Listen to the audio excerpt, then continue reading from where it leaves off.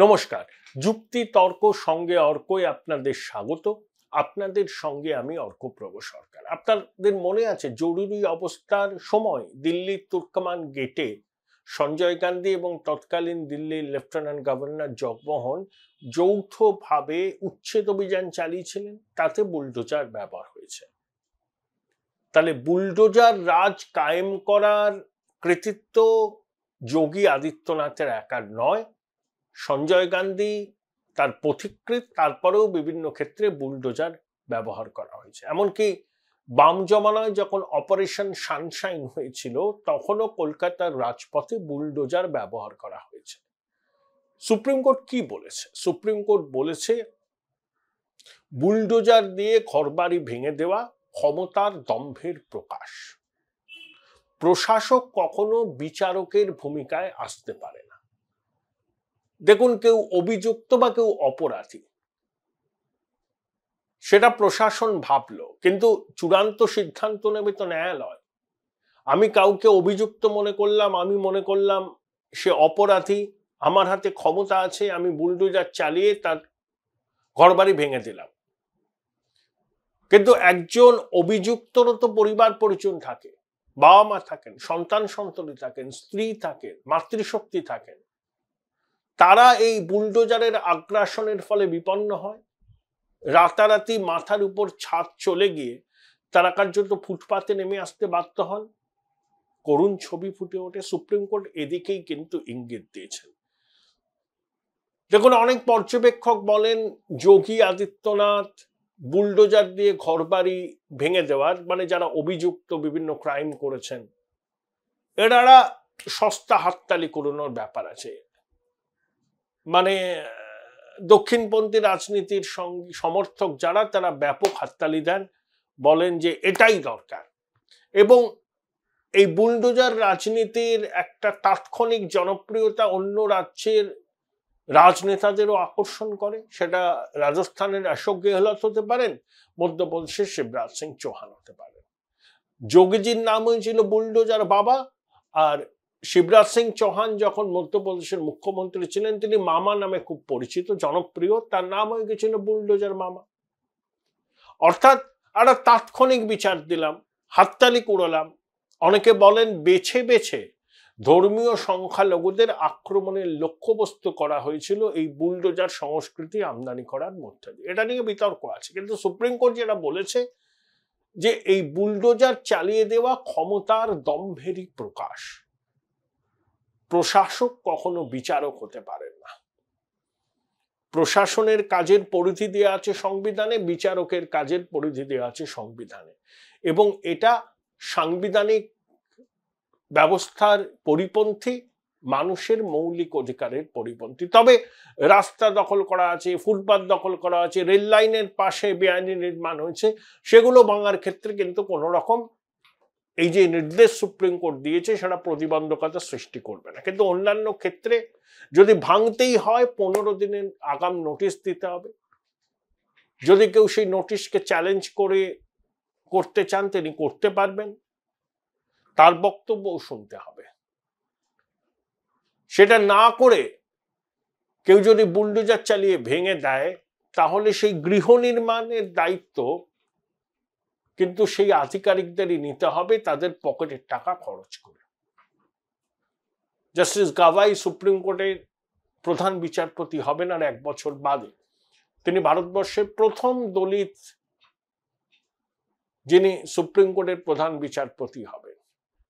মাননীয় রাষ্ট্রপতি দ্রৌপদী মুর্মু যিনি প্রথম দলিত হিসাবে রাষ্ট্রপতি হয়েছেন, জাস্টিস গাভাইও প্রথম দলিত হিসাবে সুপ্রিম কোর্টের প্রধান বিচারপতি হবেন। এটা অবশ্যই ল্যান্ডমার্ক জাজমেন্ট। এর অভিঘাত কি পড়বে? দেখুন, বিজেপি এই বুলডোজার বাবা, বুলডোজার মামা খুব প্রচার করেছে। হ্যাঁ, এতে ভোট পেতে সুবিধা হয়, মেরুকরণের সুবিধা হয়, কিন্তু এটা ক্ষমতার দম্ভের প্রকাশ। এখন সুপ্রিম কোর্টের রায় কেউ তো অস্বীকার করতে পারবে না। বিজেপিও সেই অর্থে কিন্তু কিছু বলছে না, মুখে কুলু পেটেছে। তারা বলছে আমরা রায়টা খতিয়ে দেখে আমাদের পরবর্তী প্রতিক্রিয়া চালাবো। তো এই হচ্ছে বিষয়। কিছুটা হলেও ব্যাকফুটে। এই বুলডোজার শাসনকে বিজেপি প্রচার করে নির্বাচনে, ইনস্ট্যান্ট জাস্টিস, কিন্তু ইনস্ট্যান্ট জাস্টিস তো হয় না।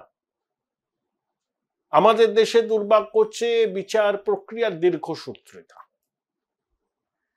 একটা মামলার নিষ্পত্তি হতে 1 দশক 1.5 দশক কেটে যায়, মানুষের ধৈর্যচ্যুতি ঘটে। সেক্ষেত্রে যদি ইনস্ট্যান্ট জাস্টিস এভাবে দেওয়া যায়, তাতে কিন্তু একটা হাততালি কুড়ানো যায়। এটাই হয়েছে। কিন্তু একা বিজেপির ঘাড়ে দোষ দিয়ে লাভ কি? সঞ্জয় গান্ধী তো চালু করেছিলেন তুর্কমান গেটে উচ্ছেদের মধ্যে দিয়ে, ঝুপড়ি উচ্ছেদের মধ্যে দিয়ে। যোগী আদিত্যনাথের এই বুলডোজার বাবা শিরোপা পাওয়ার পর রাজস্থানের প্রাক্তন মুখ্যমন্ত্রী অশোক গেহলত অনুসরণ করবার চেষ্টা করেছেন। শিবরাজ সিং চৌহান কেন পিছিয়ে থাকবেন? তিনি দেখলেন এতে জনপ্রিয়তা রাতারাতি অর্জন করা যায়, তিনিও বুলডোজার সংস্কৃতি চালু করলেন, মধ্যপ্রদেশে হয়ে গেলেন বুলডোজার মামা। তাহলে বুলডোজার বাবা, বুলডোজার মামা অশোক গেহলটারও হয়তো অনেকে থাকতে পারেন। এই বুলডোজার অভিযানের অভিঘাত নানা রাজ্যে ছড়িয়ে পড়েছিল। এবার হয়তো তাতে একটা ব্রেক দেওয়া যাবে। পুরো বিষয়টা নিয়ে কথা বলেছিলাম রাজ্য বিজেপির অন্যতম মুখপাত্র অধ্যাপক বিমল শঙ্কর নন্দর সঙ্গে। কি বললেন তিনি শুনে নিন। বিমলদা, সুপ্রিম কোর্ট আজকে দস্তহীন ভাষায় জানিয়ে দিয়েছে যে বুলডোজার জাস্টিস সংবিধান বিরোধী, একজন প্রশাসক কখনো বিচারক হতে পারেন না। কিভাবে দেখেন বিষয়টা? না, এখানে অনেকগুলো বিষয় আছে। প্রথমত এই রায়টাকে একটু ভুলভাবে ব্যাখ্যা করা হচ্ছে, যে সমস্ত বেআইনি স্ট্রাকচার ভেঙে ফেলা, ভাঙতে গেলে তো বুলডোজারই লাগে, গুড়ি কোদাল দিয়ে তো আর ভাঙা যায় না। তো সেইটা সবকিছু বেআইনি, সুপ্রিম কোর্ট কোথাও সেটা বলেননি। কিন্তু সুপ্রিম কোর্ট এটা বলেছেন যে ঠিকই যে শাসন বিভাগ বিচার বিভাগের ভূমিকা পালন করতে পারে না, এটা যেরকম ঠিক সেরকম সুপ্রিম কোর্ট এটাও বলেছেন যে রাস্তা, যাতায়াতের পথ বা অত্যন্ত জনগণের নিরাপত্তার পক্ষে গুরুত্বপূর্ণ জায়গা, সেখানে যদি কোনো অবৈধ কাঠামো থাকে সেটা কিন্তু ভাঙা যেতে পারে। কোথাও বলেননি যে সেটা ভাঙা যাবে না। এছাড়া আরো কতগুলো দিনের নোটিশ দিতে হবে, একদম কতগুলো due process of law follow করতে হবে, তাকে নোটিশ দিতে হবে, তার কথা শুনতে হবে, বেআইনি অংশটা ভাঙতে হবে, তার বাড়ির দেখতে হবে যে কতটা কবে ভেঙে বাড়ির লোকেদের কষ্ট কম দেওয়া যায়। একটি লোক অন্যায় করলে তার বাড়ির লোক কষ্ট পেতে পারে না। এগুলো প্রত্যেকটাই কিন্তু সুপ্রিম কোর্ট বলে দিয়েছেন স্পষ্ট করে। স্বাভাবিকভাবেই কোথাও বেআইনি কাঠামো থেকে যাবে এটা কিন্তু সুপ্রিম কোর্ট বলেননি। হ্যাঁ, মানে ইনডিসক্রিমিনেট বুলডোজিং যেটা, সেটা যদি কখনো কোথাও হয়ে থাকে তার বিরোধিতা নিশ্চয়ই করেছেন। কিন্তু আমার কথা হচ্ছে যে এর আগে যে কথাগুলো উঠেছে, যে প্রশ্নগুলো উঠেছে উত্তরপ্রদেশে বা মধ্যপ্রদেশে, সেখানে কি ইনডিসক্রিমিনেট বুলডোজিং হয়েছিল? কারো নিজের ঘরে গিয়ে কি তার ঘর ভেঙে দেওয়া হয়েছিল আইনসম্মত ঘর? বেআইনি ঘর বেছে বেছে সংখ্যালঘুদের টার্গেট করা হয়েছে। ধরুন কেউ অপরাধী, দেশের আইন অনুযায়ী তার বিচার হবে, সেখানে বুলডোজার দিয়ে তার বাড়ি ঘর গুড়িয়ে দেওয়া তো সমর্থনযোগ্য নয়, এটাই সুপ্রিম কোর্ট বলেছে।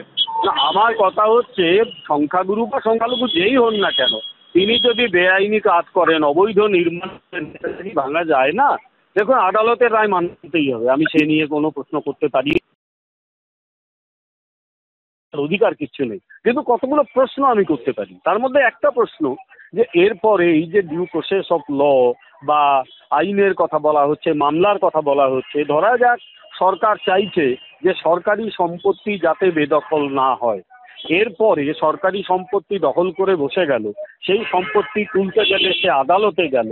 আদালত কি কোথাও সময় বেঁধে দিয়েছেন যে এটা 1 বা 2 মাসের মধ্যে এটাকে মীমাংসা করতে হবে? কোথাও বলেন।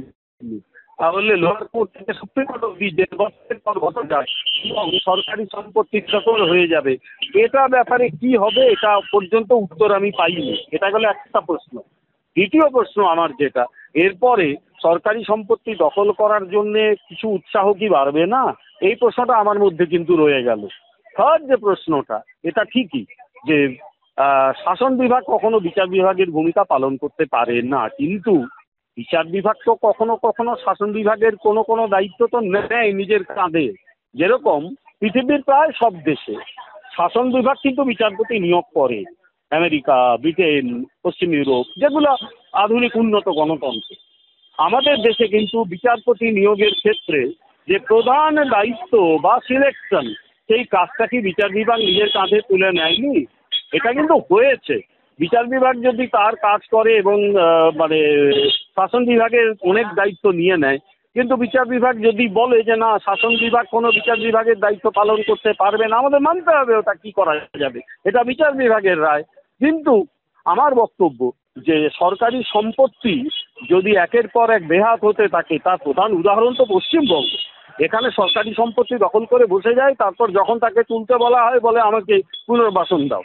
তাহলে এই রকম ব্যবস্থা যদি চলতে থাকে, সম্পত্তিগুলো কিন্তু জনগণের, এবং সেই মানুষগুলো যারা আইন মেনে চলে, যারা বেআইনি কাজ করে, তারা যদি সব সময় সব সুবিধে পেতে থাকে, তাহলে সেটা সমাজের পক্ষে খুব ভালো হয় বলে আমি অন্তত মনে করি না। আমার কথা না, এখানে আমার একটা প্রশ্ন আছে, মানুষ কি সত্যি বাধ্য হন, নাকি উস্কানি দিয়ে করানো হয়? কিছু চক্র কাজ করে কিছু মানুষকে বেআইনি কাজ করতে, এবং দেখা যায় যে মানুষগুলো আইন মেনে চলে সেই মানুষগুলো কিন্তু সব সময় সাফার করে। এই যে ধরুন, আমি এখন একটা ফুটপাতের ধারে দাঁড়িয়ে সঙ্গে কথা বলছি, গোটা ফুটপাতগুলো দখল হয়ে গেছে, আমি কিন্তু রাস্তায় দাঁড়িয়ে আছি। এখানে যদি একটা অ্যাক্সিডেন্ট হয় এবং আমি যদি মারা যাই, আমার পরিবার ডুবে যাবে, কারণ আমি আইন মানছি। আর যারা জোর করে ফুটপাতগুলো দখল করে বসে আছে, তারা আইন না মেনে ব্যবসা করছে এবং তারা কিন্তু সমস্ত সুবিধাগুলো পাচ্ছে। ফলে এগুলো কিন্তু প্রশ্নগুলো উঠছে ক্রমশ জনগণের মনে, যে এই প্রশ্ন উত্তর হয়তো আগামী দিনে খুঁজতে হবে, মানুষ বিচার বিভাগের কাছে যাবে উত্তর খুঁজতে। Join Indian Institute of Hotel Management now.